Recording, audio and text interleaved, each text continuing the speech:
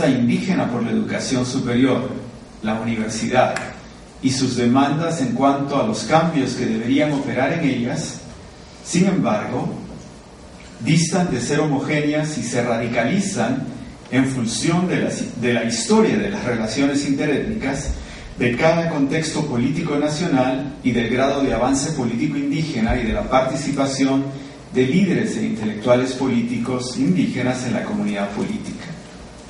Y es que la participación indígena en la comunidad política se convierte hoy en el factor determinante en la lucha indígena por el reconocimiento de sus derechos sociales, culturales, pero también de los económicos, territoriales y políticos. Así, por ejemplo, las complejas relaciones que se van construyendo en la lucha mapuche por territorio y autonomía nos permiten inferir las distintas concepciones que en la reivindicación de los derechos los indígenas chilenos construyen sobre democracia y ciudadanía, las mismas que distan de aquellas comúnmente aceptadas desde la doctrina liberal.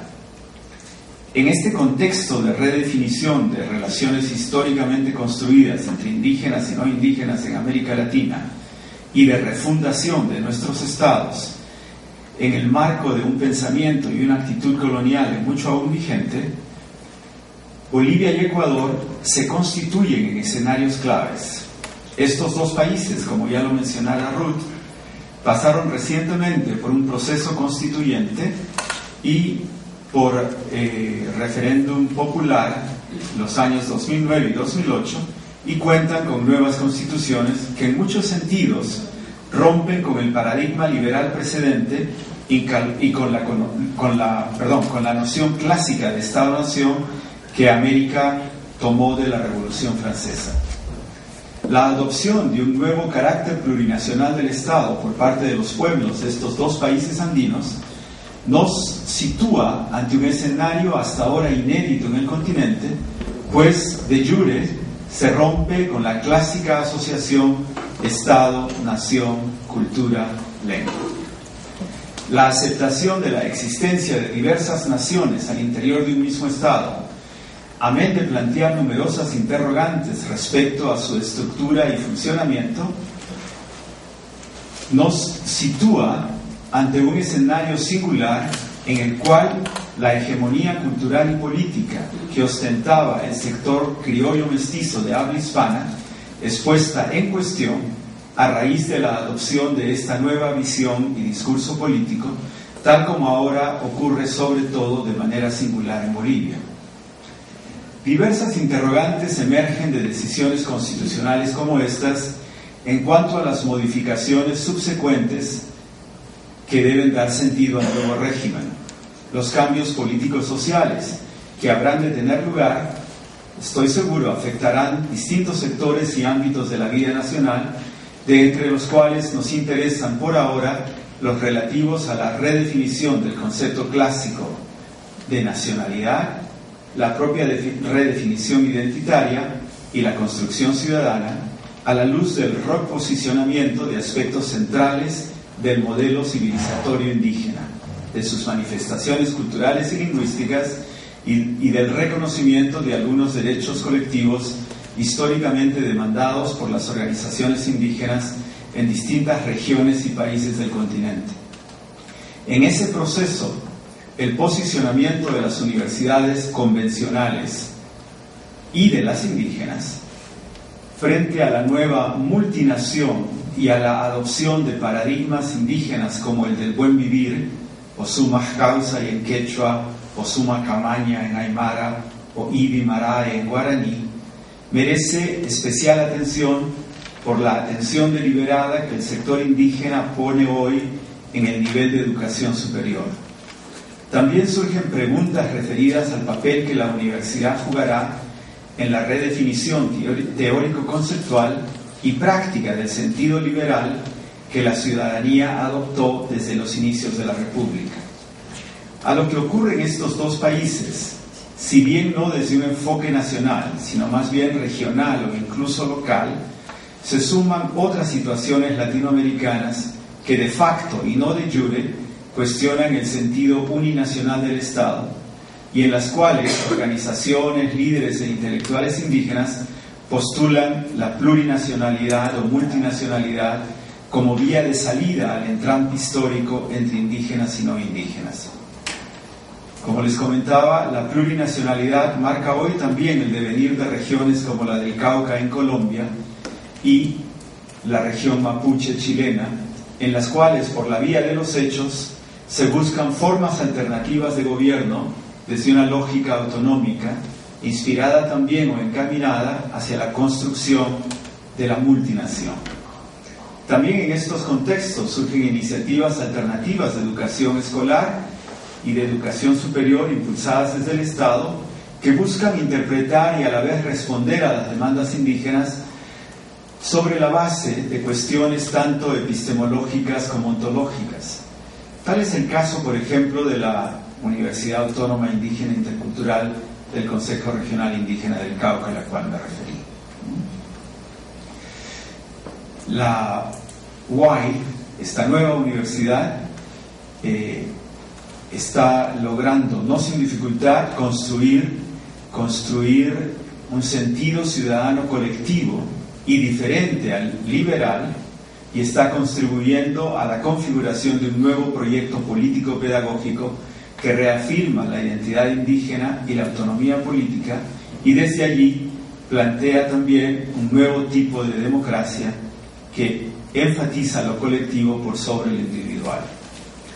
En los escenarios identificados se perfilan desafíos para el estudio de la ciudadanía y de las relaciones que se establecen entre construcción ciudadana y educación en contextos multiétnicos que exigen de un lado de observación, seguimiento y análisis, y de otro de contrastación y comparación, pues mientras en Bolivia y Ecuador estamos ante una nueva situación constitucional, en el Cauca y en la región mapuche nos situamos más bien ante situaciones de facto, aunque un denominador común marca las cuatro: la persistencia indígena por la defensa de su cosmovisión y modelo civilizatorio.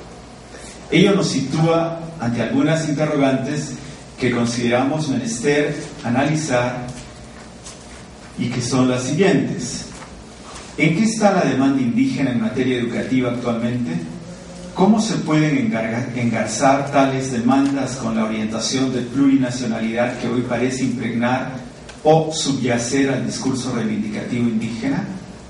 Desde la plurinacionalidad surgirán ciudadanías étnicas complementarias a la ciudadanía nacional, o emergerá más bien un nuevo tipo de ciudadanía intercultural que involucre a todos y que transforme la tradicional ciudadanía nacional liberal única. En 2006, en una reunión histórica en la Universidad Mayor de San Simón, digo histórica porque era la primera vez que el Consejo Universitario recibía a los indígenas para escuchar qué querían y qué planteaban.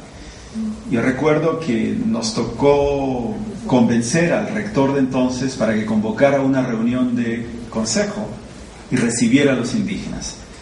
Primero el rector no lo consideraba relevante, pero luego se cansó y dijo, bueno, convoca a la reunión, invita a los indígenas, yo convoco al consejo universitario y reservemos 2 horas, de 8:30 a 10:30. Solo les digo que la reunión comenzó a las 8:30 de la mañana y terminó a las 6 de la tarde. Y no concluyó, ¿cierto? Fueron 4 líderes indígenas, uno fue Florencio Larcón, el dirigente quechua, otra fue una señora mojeña, el otro fue un líder aymara y el cuarto un líder guaraní. Todos ellos tenían algo en común: ninguno había logrado ir más allá del bachillerato. Florencio Larcón solo tiene 5º año de primaria. La señora mojeña, que fue elocuente, más breve que un andino, los andinos articulan un discurso mucho más extenso, lo hizo en 5 o 10 minutos, pero dijo una frase igualmente contundente a la que ustedes han leído. En 1994 se reformó la Constitución Política de Bolivia y en su artículo 1 dice que la República de Bolivia es multiétnica, plurilingüe y multicultural. Ojo, antes de la reforma actual que 2009 reconoce a Bolivia como Estado plurinacional. Yo les estoy hablando del 2006. Y entonces, esta compañera Mojeña dice: señores miembros del consejo de esta alta casa de estudios, ninguno quiso usar el término universidad.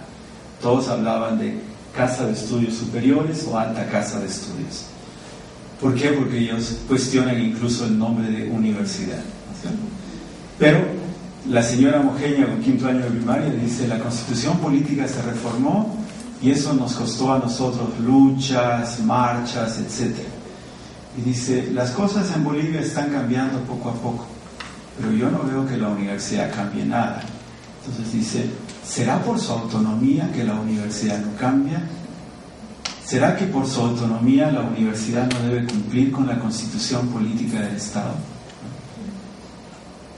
Discursos como el de Florencio Alarcón, que terminó su discurso diciendo: yo no creo en las universidades indígenas, yo creo en la universidad pública. Y por eso apuesto a la reforma de la universidad pública, dice que ustedes van a escuchar, señores decanos, etcétera, etcétera. Claro que si la universidad pública no cambia, no nos va a tocar más remedio que marchar y protestar en las calles para que se abra una universidad indígena. Hoy día la universidad pública no ha cambiado lo suficiente y hay 3 universidades indígenas, una en la zona quechua, otra en la zona aymara y otra en la zona guaraní. ¿Cómo veo y cómo vemos en el grupo que trabajo la cuestión de las demandas educativas del movimiento indígena?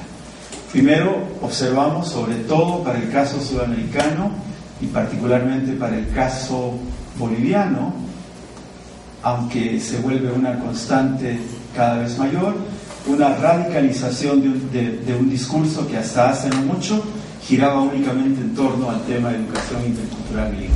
Hay como un deseo y una demanda de radicalizar la exigencia por un cambio educativo distinto. Y las cuestiones de pertinencia y de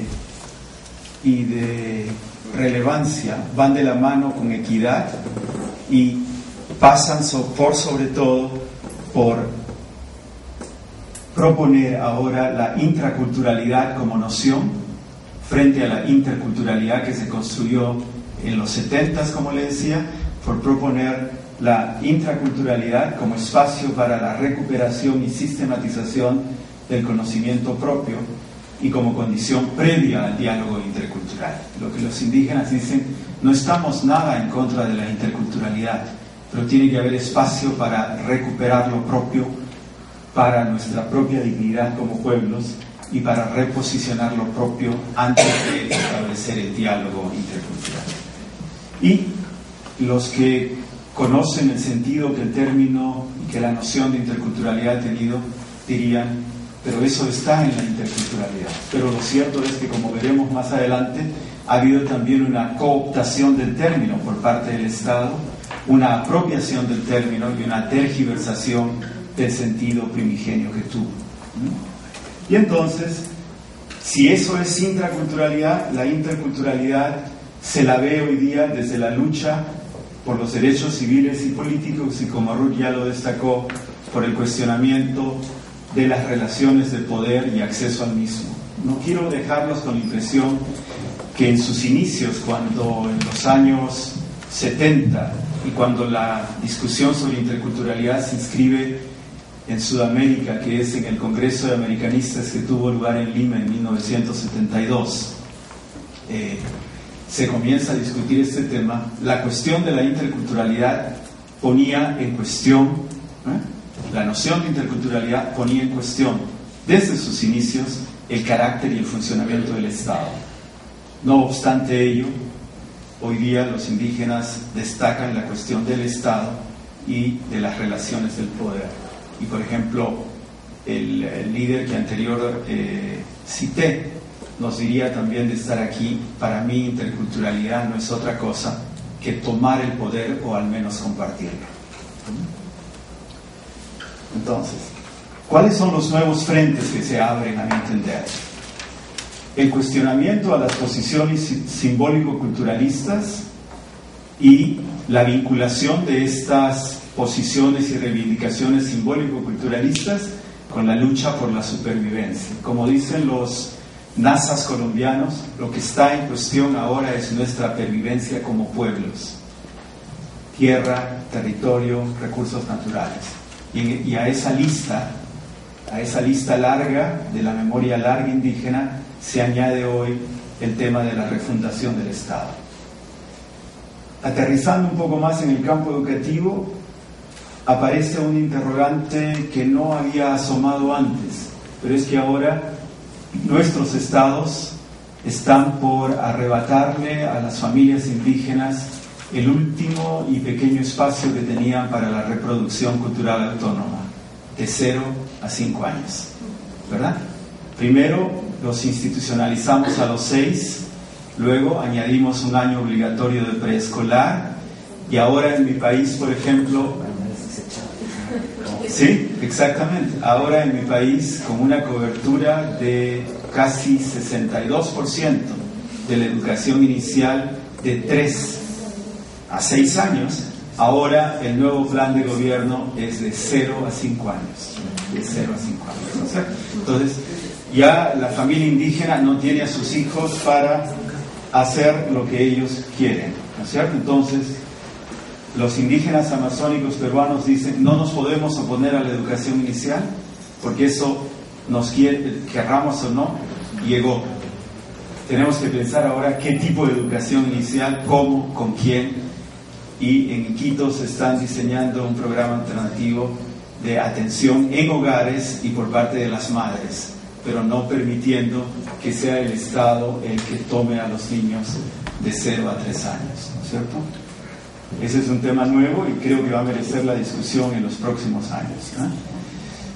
El otro tema es la deuda en materia de educación secundaria. Cada vez me convenzo más, y nos convencemos en el grupo, que el tema de la educación secundaria es central. Es en la adolescencia, ¿verdad?, donde se redefinen las identidades de los sujetos.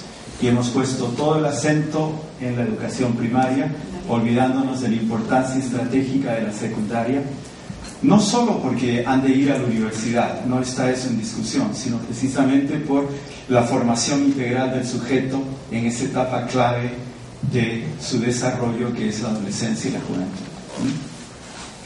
Ya mencioné lo de la educación secundaria, lo de la educación universitaria, lo paso muy rápidamente, y aparece también la necesidad del recambio. Los liderazgos y los líderes indígenas están envejeciendo como todos nosotros, y no hay nuevos cuadros que los suplan, que los reemplacen, y no es raro por ello que tanto en Brasil como en Bolivia se hable de programas de fortalecimiento de liderazgos indígenas, por ejemplo, ¿no? Formar a jóvenes indígenas como líderes de sus comunidades.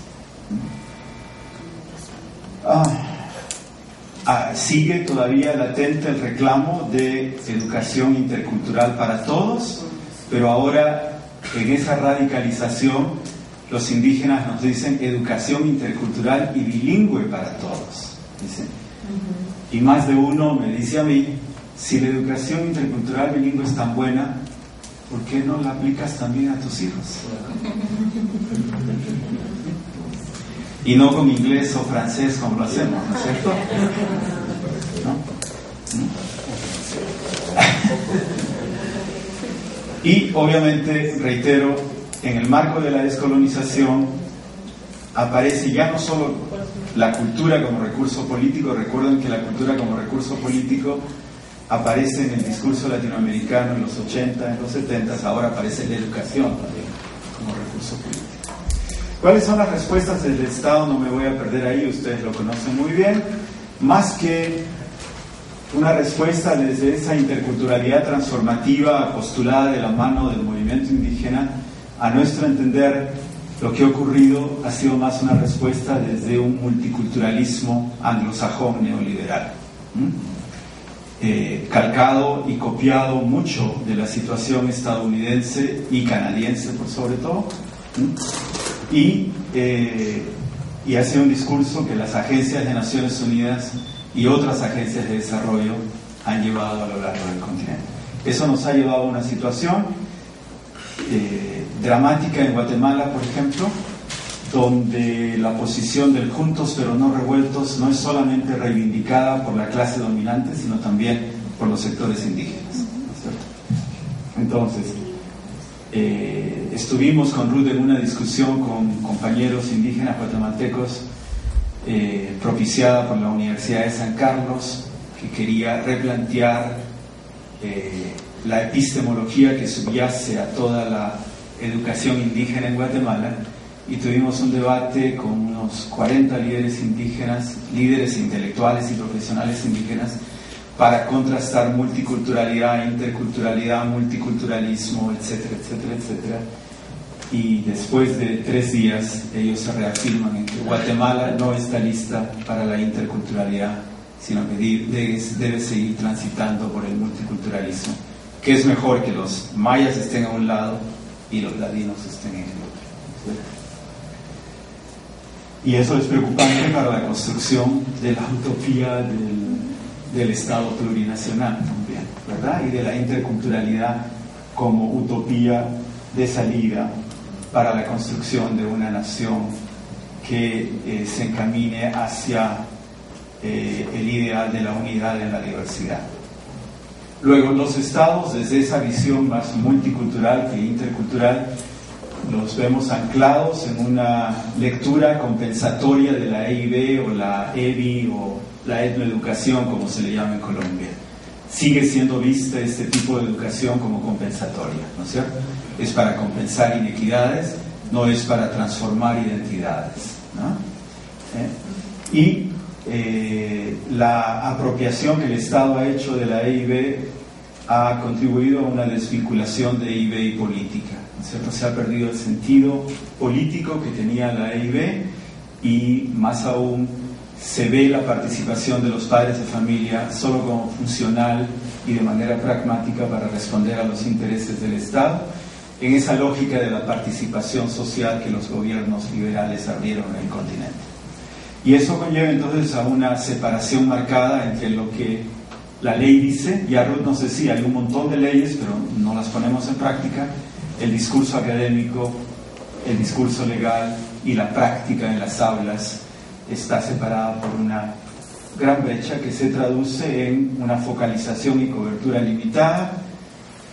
No sé qué ocurrirá con el gobierno peruano que acaba de asumir el poder, pero durante el gobierno de Alan García, los espacios, por ejemplo, para la educación intercultural bilingüe en el Perú se fueron achicando cada vez más.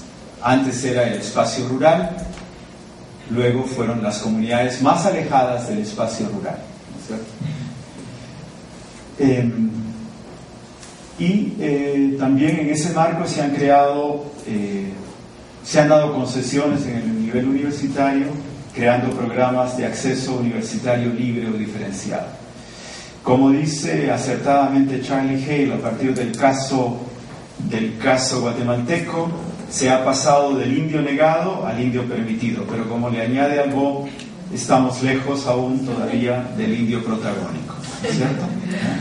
Salvo algunos, ¿no? Salvo algunos. Dentro del sistema. Exacto.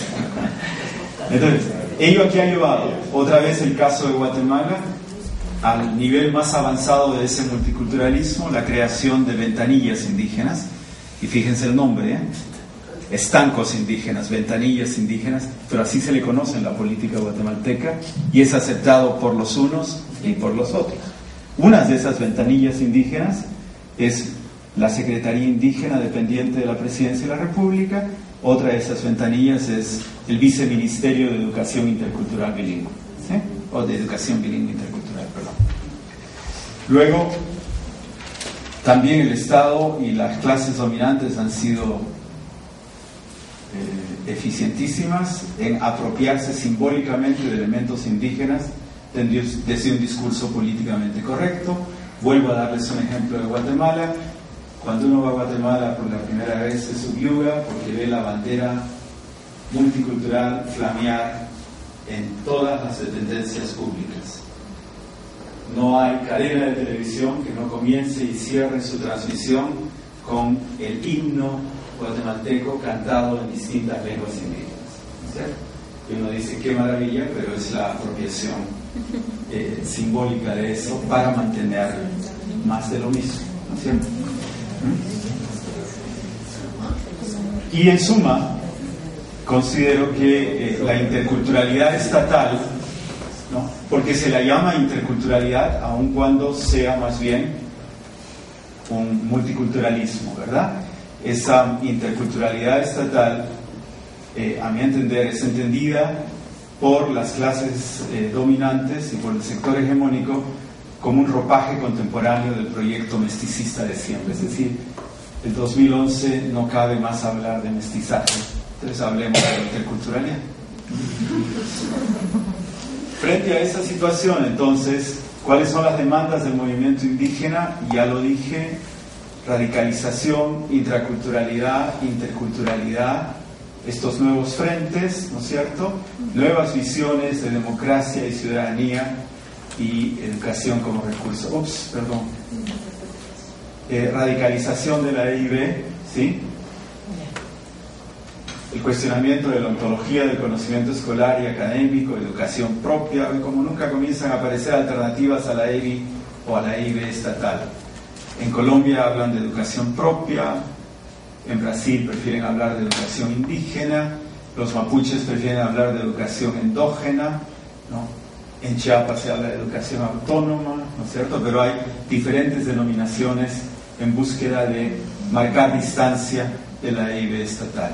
Pero sin embargo, incluso en Guatemala, donde hay unas 57 escuelas de educación maya, ellos dicen: no nos oponemos a la EBI tiene que avanzar, pero esa es la del Estado.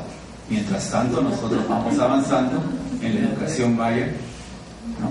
O los colombianos que dicen etnoeducación, que siga, eso lo creamos nosotros, pero nosotros queremos educación propia, eso sí, financiada por el Estado, porque somos ciudadanos y tenemos derecho a financiamiento del Estado, ¿no?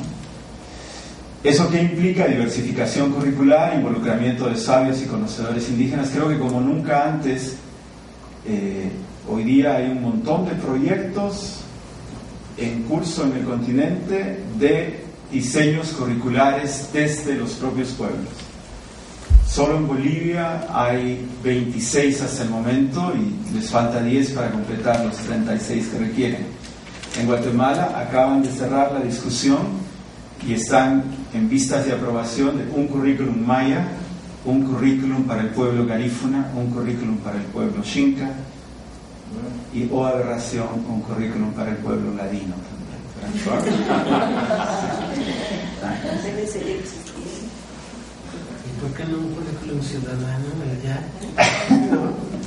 Autogestión o gestión compartida de la educación en áreas indígenas, EIB para todos, y como dicen ecuatorianos y bolivianos indígenas, si el conocimiento es universal, el conocimiento indígena debe ser parte de él. Entonces no excluyan al conocimiento indígena del conocimiento universal. Hay una suerte de relocalización de lo propio y de la identidad, ¿no es cierto? Y también un proceso interesantísimo de esencialismo estratégico, donde hay que reafirmarse como indígena, aun cuando no se practique el ser indígena los 360 días del año, pero precisamente para posicionar lo propio en una renegociación cultural con el Estado, ¿no? Esto me manda hacia atrás. Ok. Concluyo con 3 transparencias y ahí los dejo en paz. ¿Cuáles son, a mi entender, retos por los que atraviesa la construcción de la plurinacionalidad y de la ciudadanía intercultural? Y cuando digo la construcción de la plurinacionalidad, ya estoy mencionando que no basta con que la Constitución de Bolivia se haya reformado y reconozca el carácter multinacional del Estado, ni basta con que la Constitución ecuatoriana se haya reformado. Ese es solamente el inicio de un proceso de mucho más largo aliento, ¿no es cierto? Una de las dificultades y la última crisis que tuvo el gobierno boliviano lo puso en evidencia, y ya no era conflicto entre criollos e indígenas, sino entre indígenas de tierras altas versus indígenas de tierras bajas, o, para ponerlo en el discurso boliviano, entre originarios e indígenas, ¿no?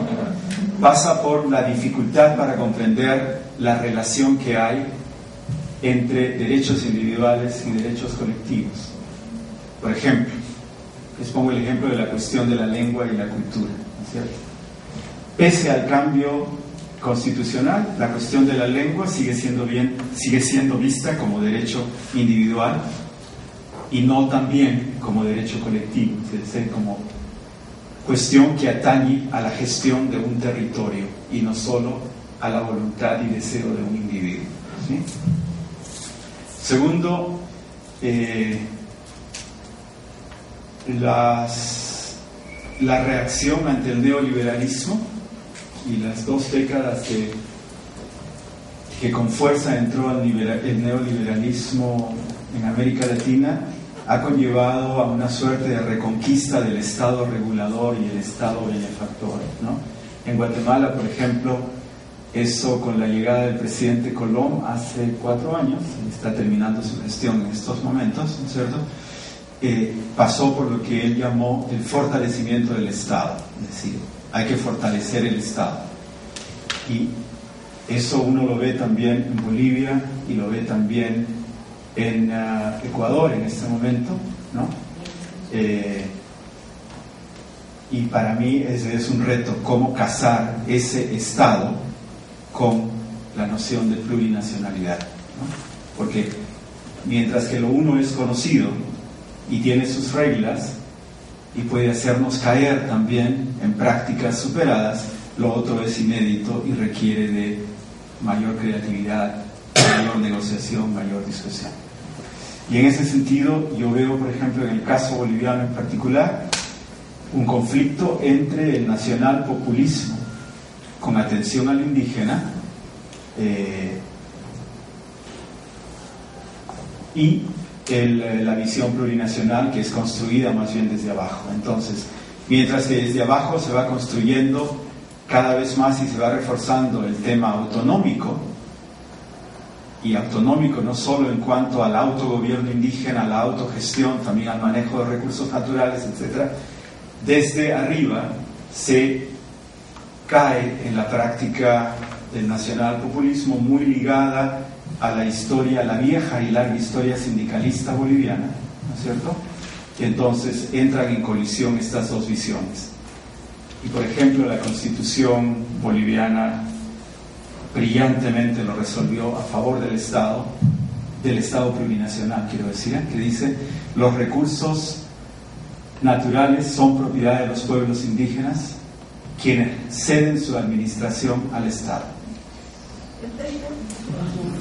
La buena hacienda. Exactamente, ¿no? Entonces, ese es un tema que creo que está en discusión y que está poniendo en jaque también el debate boliviano sobre plurinacionalidad, porque la visión nacional populista está muy anclada en los Andes, mientras que la visión plurinacional está más anclada en las tierras bajas y en la Amazonía. No en vano hubo ese conflicto de hace varias semanas. Lo difícil que resulta compartir el poder desde una lógica anclada en la democracia representativa. Creo que no podemos pensar en otra forma de democracia que no sea la democracia representativa. Y en esas instituciones aún vigentes de la democracia liberal, y el caso en cuestión más claro para mí es el gran debate que hay, no sé si aquí, pero sí en Sudamérica, también en algo en Guatemala, respecto al derecho al consentimiento previo, libre e informado, ¿cierto? Sí. Sobre todo por la posición de China, ¿verdad? Y la demanda de materias primas de la minería, metales, minerales, hidrocarburos, etcétera, etcétera, etcétera. Entonces hay allí una tensión y un conflicto entre pueblos indígenas y Estado que no se resuelve, aun cuando la Constitución diga que el Estado es plurinacional. La inercia del sistema precedente y el papel de los mandos medios presidente, vicepresidente, ministros pueden tener una visión alternativa, pero finalmente quienes manejan el Estado son los servidores de planta, ¿verdad? Y esos son más difíciles de cambiar. Y como les decía, el parcial agotamiento de las dirigencias indígenas y la necesidad de nuevos cuadros. En ese contexto, también veo retos para la construcción ciudadana. Primero, resulta difícil despojarnos de esa noción de ciudadanía liberal anclada en la dimensión individual versus una ciudadanía intercultural vista desde la comprensión plurinacional, ¿no? Desde la dimensión de los derechos, de pensar en colectivos, ciudadanías en relación a colectivos y no solo a individuos como sujetos de derecho. Parece que en nuestras cabezas solo funciona que el sujeto de derecho es el individuo y no puede ser una colectividad. No hemos recuperado ni aprovechado, pese a toda la bibliografía antropológica de la que disponemos, no hemos aprovechado las formas alternativas que hay sobre el ejercicio ciudadano desde las comunidades indígenas. Por ejemplo, el sistema de rotación de cargos, el mandar obedeciendo, etcétera. Estas cosas que la antropología ha puesto de relieve no han sido aprovechadas suficientemente por el sistema político para plantear un nuevo tipo de democracia, ¿verdad? Y obviamente el papel de la educación en la formación de esos nuevos tipos de ciudadanía que el nuevo tipo de democracia requiere, y el papel de la universidad en ese nuevo contexto. Perdón, sigo yendo atrás. En ese sentido, veo como 4 dimensiones de desafíos que hay para la universidad latinoamericana.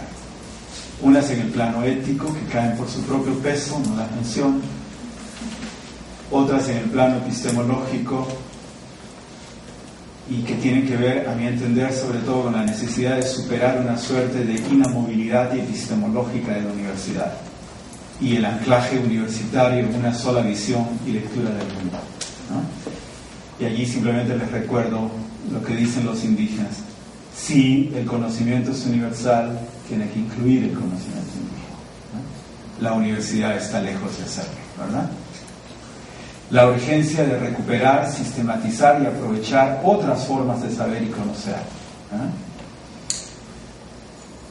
Y lo que ya Ruth decía, que esa nueva educación tiene que ser desde un nuevo marco también epistemológico, que es esto que los indígenas reclaman como buen vivir, ¿no? O en Guatemala los mayas dicen vida plena, ¿verdad? Es el buen vivir, la vida plena, y para un desarrollo con identidad, que es lo que las organizaciones indígenas reivindican. Desafíos políticos, la cuestión de la ciudadanía y la visión monolítica del Estado, a dónde se alinea la universidad, ¿no? ¿Dónde se coloca?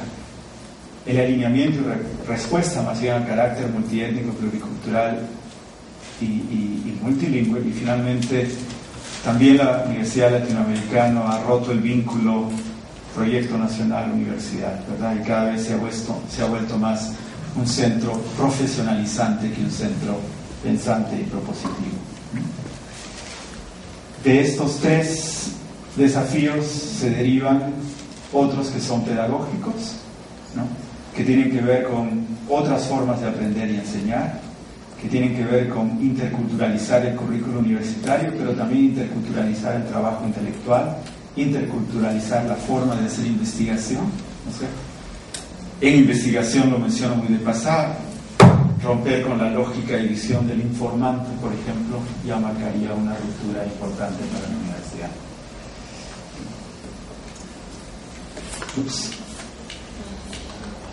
Entonces, eso lo dejo ahí, van a tener ustedes el PowerPoint, pero veo allí como unas 2, 4, 6,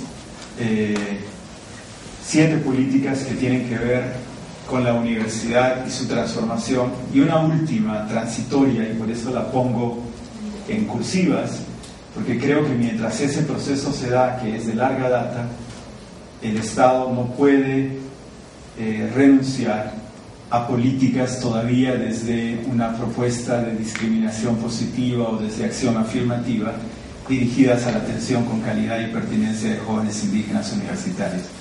Pero digamos, la visión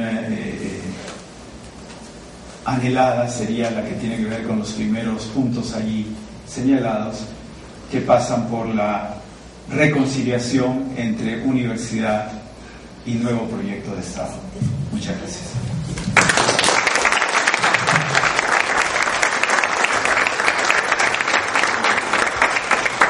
Yo quisiera saber cómo Ruth Selene García Hernández, estoy en el doctorado en educación aquí en el Instituto de Ciencias de la UAM. Y bueno, yo quisiera preguntarle al doctor cómo ve el abordaje que se está haciendo de esa categoría de interculturalidad en la investigación educativa en México.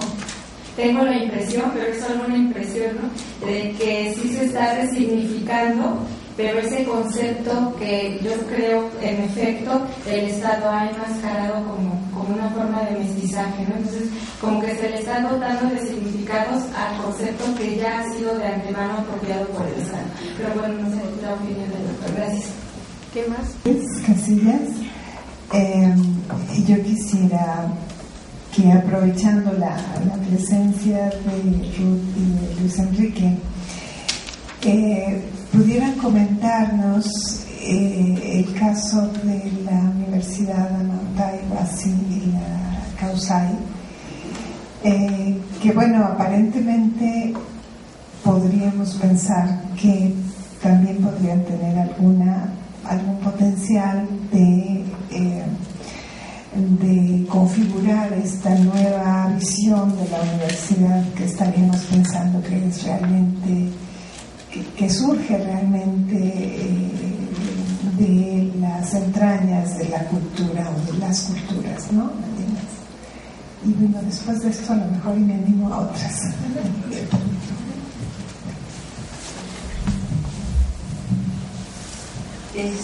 Sí, también, si se puede, Guadalupe Escamilla, de la Coordinación General de Educación Intercultural y Bilingüe, pensando un poco en esta, digamos, desafíos, retos que Luis Enrique formulaba de manera muy precisa, pero también Ruth había hablado un poco alrededor de ellos. Esta cuestión del desvanecimiento del Estado en la etapa neoliberal y cómo a partir de la modernidad, digamos, hay una reivindicación de no se deja al Estado de fuera, no se deja una organización político nacional de fuera de los nuevos proyectos, pero también los desafíos de construir una nación denominada plurinacional, con estas diferencias al interior. Aquí en México, por ejemplo, en una discusión que hubo con el Consejo de Pueblos Indígenas de la CDI, donde están representados la mayor parte de los pueblos indígenas con representantes que han sido elegidos por comunidades, en la discusión con ellos en torno a la transformación de la Ley General de Educación, ellos eran muy claros también en esta cuestión de juntos pero no revueltos, la educación indígena de los indígenas y para los indígenas, y cuando se cuestionaba esta cuestión de la interculturalidad para todos, la educación de los no indígenas, la inclusividad de los no indígenas, ellos decían de manera también muy tajante que era el momento de construir su propio proyecto, porque los otros ya tenían muchos años de haber construido el suyo, y que era el momento de construir el suyo, y que era el momento en que los demás los escucharan a ellos. Ante la propuesta de una ley que es de aplicación nacional para todo el país en el sistema educativo, digamos, pensando en una nueva ley general que incluyera con mucho mayor énfasis la interculturalidad, la posición era sí, pero es la educación indígena de los indígenas y por las indígenas, ¿no? Entonces me resultó como muy semejante lo que decías de otros países, ¿no?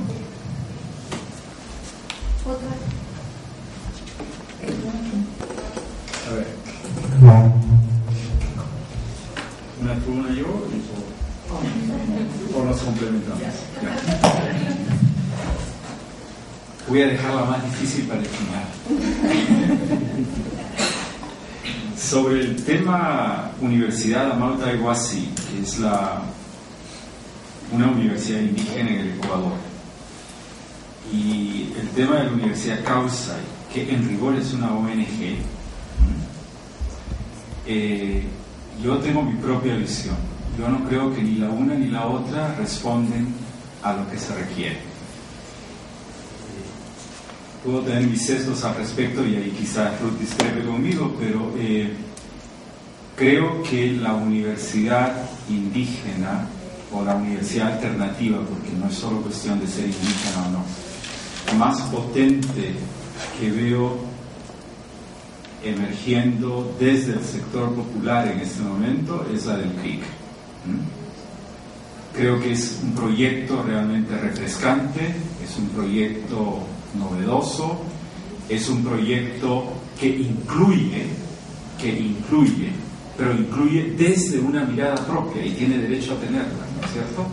Desde una mirada propia, convoca a lo no indígena, incluye a lo no indígena, está abierta a que hayan estudiantes no indígenas cursando estudios en la universidad indígena, ¿no? Y solo quiero concluir este comentario sobre la UAI señalando lo siguiente o contándoles una anécdota.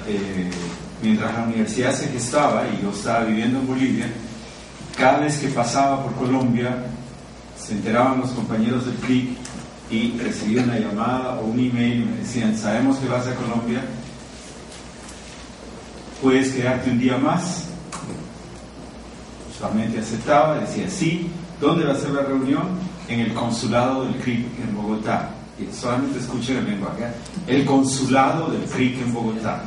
O sea, la oficina del CRIC en Bogotá, ellos están en el Cauca, hora y media de vuelo de Bogotá, se llama el consulado.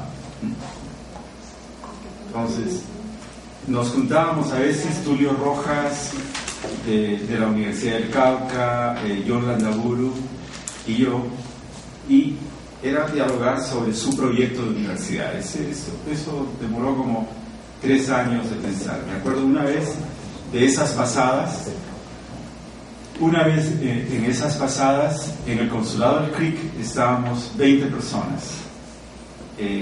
La asesora de ellos, Graciela Bolaños, yo y 18 líderes entre nazas y guambianas. Y comenzamos a las 8 de la mañana y terminamos a las 6 de la tarde. Y la discusión era si universidad o no. Yo los había provocado en una visita anterior diciéndoles que por qué llamarle universidad a eso que ellos querían crear, ¿no? Que ya la noción de universidad, el propio nombre de universidad estaba cargado, marcado históricamente, y que tal vez teníamos que buscar otro nombre. Entonces les puse el ejemplo del Colegio de Francia, del Colegio de México, ¿no? Como alternativa a la universidad, porque en rigor lo que ellos querían era un lugar donde sistematizar su conocimiento, ¿no? Ponerlo a la par con el conocimiento, entre comillas, universal, y establecer ese diálogo de saberes, ¿sí? Entonces yo le dije: miren, eso más que universidad es otra cosa. Bueno, discutimos y al cierre de la tarde el líder de ellos me dice: Luis Enrique, nos has convencido, creo que le vamos a llamar Colegio de Altos Estudios Indígenas. Y al cierre de la tarde yo les dije: creo que ustedes me han convencido y que tienen que llamarle universidad, porque en rigor lo que ellos querían era apropiarse de una institucionalidad que es señal de prestigio, ¿sí? Y transformarla desde dentro como una antesala para la transformación del Estado, ¿no es cierto? Entonces ellos decían, si es allí donde ellos decían, la universidad es una fábrica de ciudadanos, tenemos que transformar esa fábrica para sacar un producto distinto. Entonces, yo sí veo en la UAI un proyecto político-pedagógico que no veo ni en la Mautaihuasi ni en la ONG Causa, ¿sí? Y quiero dejar en claro que su ONG no es universidad. Entonces, aun cuando su nombre sea Universidad Causa, pero es una ONG, ¿sí? Existe en Bolivia y existe en Ecuador. Ahora, la Mautaihuasi por razones históricas que tienen que ver con su creación también. En rigor es una universidad propiedad, para todos los usos y fines legales, propiedad de un líder indígena, articulada a una organización indígena, pero es propiedad privada. Y eso ya la define de naturaleza distinta, mientras que la UAI es creación comunitaria y propiedad de una organización indígena. ¿Quieres añadir sobre eso? Bueno, sí, estoy de acuerdo en lo que he hecho, pero para mí el principal problema de la Mount Iwasi fue una especie de recurso de la indagación de la nueva epistemología en la universidad. Pero empezaron por ahí de modo errado, en el sentido de que buscaron hacer una reconstrucción no a partir de las identidades y diversidades locales, sino a partir de un supuesto constructo de lo que era la cultura andina.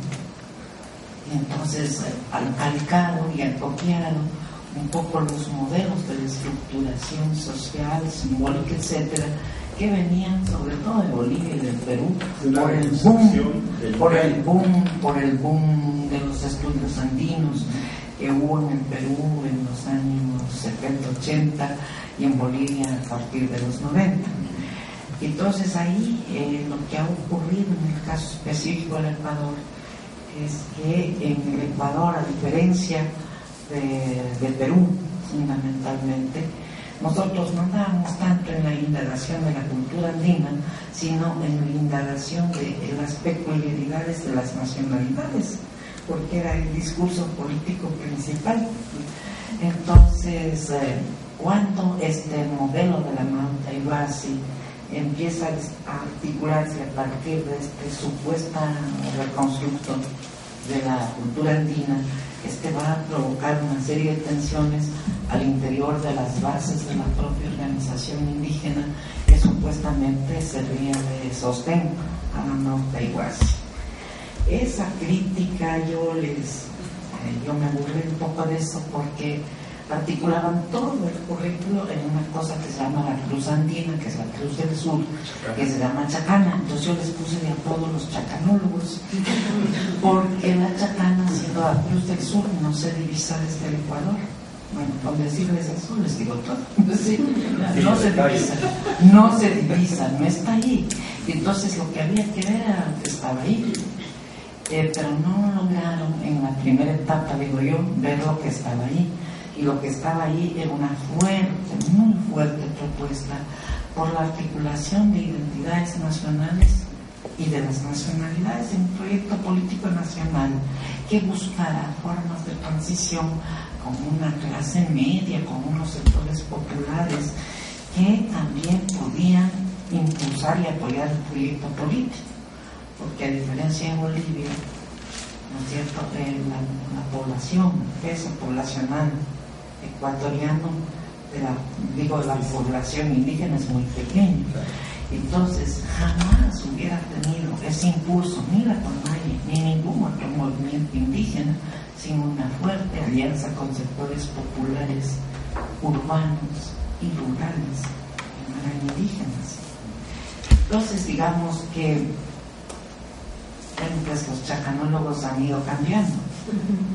Pero sí, era una cosa. Además había una etapa un poco loca donde por tomar contacto con otros movimientos indígenas y en particular con el movimiento maya, querían organizar el pensum, es decir, todo con una base simbólica de la Chacanas y la Cruz del Sur, pero también los 13 cielos de la cultura maya. Entonces era una cosa muy loca, ¿no?, muy forzada, una construcción New Age, y entonces francamente era muy peligrosa, ¿no? Y eso no hacía la indagación que correspondía a la historia local, a la historia de las luchas que la gente estaba ejerciendo. Por suerte, esas críticas, algunas han sido oídas y sí están reconsiderando la redefinición, y creo que han dado mayor apertura a la participación comunitaria y sí están redefiniendo estas cosas que eran absolutamente new age, verdaderamente muy chacanólogas, ¿no? Entonces yo creo que, pues sí, ojalá. Y por otro lado, esta universidad sufrió no sufrió, es decir, todas las universidades fueron medidas, y en esa medición de la calidad universitaria fue sacada esta universidad del sistema superior universitario. Tuvieron que hacer muchos esfuerzos y también mucho lobby político para ser reintroducidas como universidad. Entonces yo pienso que el lobby político, pues sí, está bien que hay que hacerlo, pero no para justificar la razón de ser de una universidad. En fin, eso. Pasamos a la segunda cuestión, entonces. La observación de Lupe respecto a que el Juntos pero no Revueltos no es solo propio de Guatemala, sino que también se sentiría aquí, ¿verdad? Yo ahí quiero decir dos cosas. Desde que Mosonji y Rengifo comenzaron a plantear cuestiones de interculturalidad en Venezuela, en el Río Negro, en los años comienzos de los 70, y se comenzara a discutir esto, y luego en los Andes nos apropiáramos de la idea y la transformáramos, en los Andes del Sur, quiero decir, siempre, y Ruth allí puede añadir al respecto, pero siempre estuvo presente en nuestras discusiones en Perú, Bolivia y Ecuador, que no se trataba de una interculturalidad solo para indígenas, sino de una interculturalidad para el conjunto de la sociedad nacional. Habida cuenta de dos cosas. Uno, de la necesidad de transformar el Estado para dar cuenta de esa realidad multiétnica, pluricultural y multilingüe, hecho que en el Perú se puso de relieve ya en los 60s, ¿no? Con pensadores como Escobar, como Inés Posse Scott y otros, ¿no? Y que toma fuerza a partir de la Revolución de Velasco en 1968 y la posterior declaración de oficialización del quechua, ¿no es cierto? Fallida, pero medida legal dada, ¿sí? Entonces, ¿qué quiero decir? Estaba sobre el tapete la necesidad de reformar, de cambiar el Estado en su conjunto. Y segunda cosa, era evidente que no se trataba de grupos aislados o desconectados del conjunto del país, ¿sí?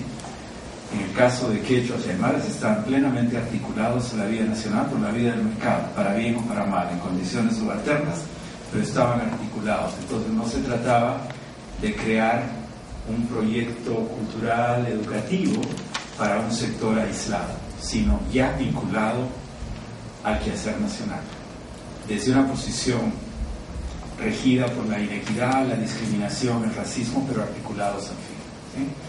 Entonces, cuando la interculturalidad echa raíces y con ello la educación intercultural es una propuesta para todos, y si ustedes revisan la legislación peruana, van a ver, por ejemplo, que ya en 1985 hay una política de educación intercultural bilingüe, se llama bilingüe intercultural entonces, pero ustedes leen y dicen interculturalidad para todos, ¿no es cierto? Lo mismo va a ocurrir en Ecuador y lo mismo se va a plantear en Bolivia tardíamente en los 90s, ¿sí? ¿No? Entonces, dicho eso, la historia de Guatemala no ha sido igual, ¿no? La historia de Guatemala no ha sido igual, que es lo que más puedo contrastar ahora.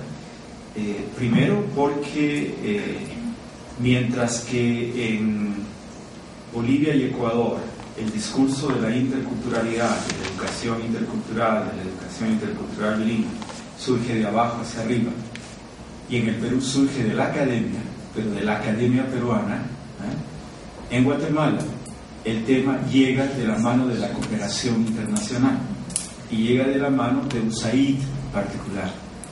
Mientras la CIA apoyaba al ejército guatemalteco en la lucha contra la guerrilla, ¿no? USAID apoyaba la educación bilingüe intercultural, ¿no es cierto? Entonces, esa ha sido la realidad guatemalteca, y Guatemala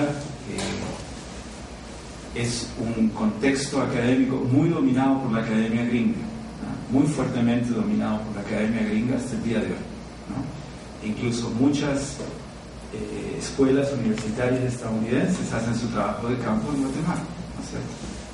Por ejemplo, la famosa Bárbara Rogoff tiene su escuela de campo en Guatemala, ¿no? Y así sucesivamente. Entonces, ha habido un vínculo entre academia norteamericana y academia guatemalteca, y ha habido una impronta muy fuerte de la cooperación internacional en materia de educación bilingüe intercultural. El caso